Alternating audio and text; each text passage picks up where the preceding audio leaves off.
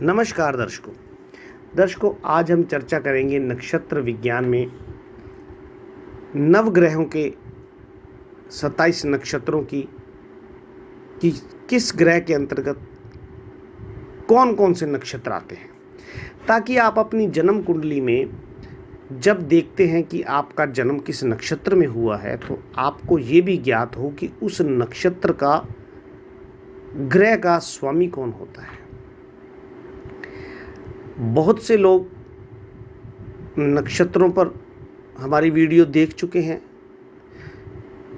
अगर आप भी अपना कोई प्रश्न रखते हैं तो आप हमसे चर्चा भी कर सकते हैं, अपनी कुंडली भी दिखा सकते हैं।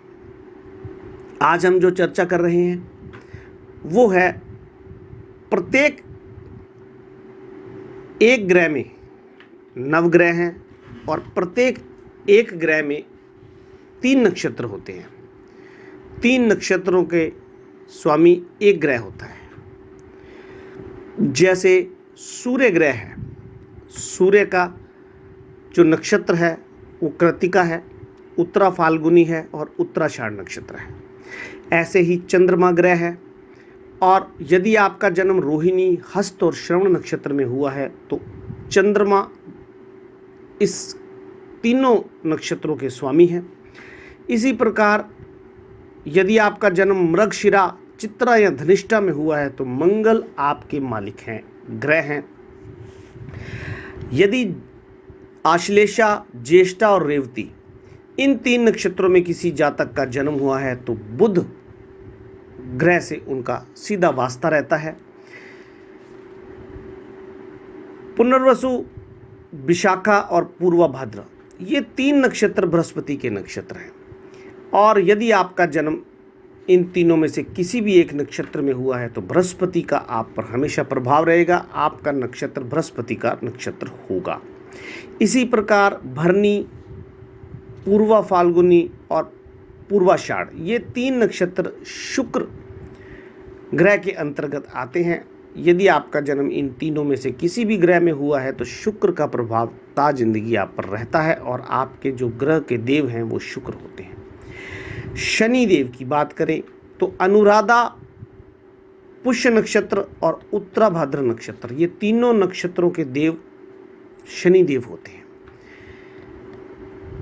यदि आपका जन्म अनुराधा में हुआ है, पुष्य में या उत्तरा में भद्रा में हुआ है तो आप ये जान लें कि शनि ग्रह आपके नक्षत्र के स्वामी हैं, और शनि ग्रह का प्रभाव आप पर रहेगा ही रहेगा।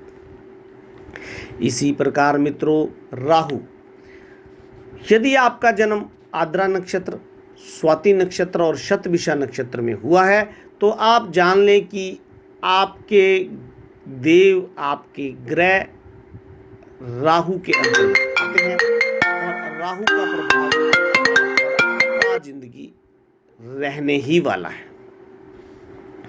इसी प्रकार केतु की हम बात कर लेते हैं।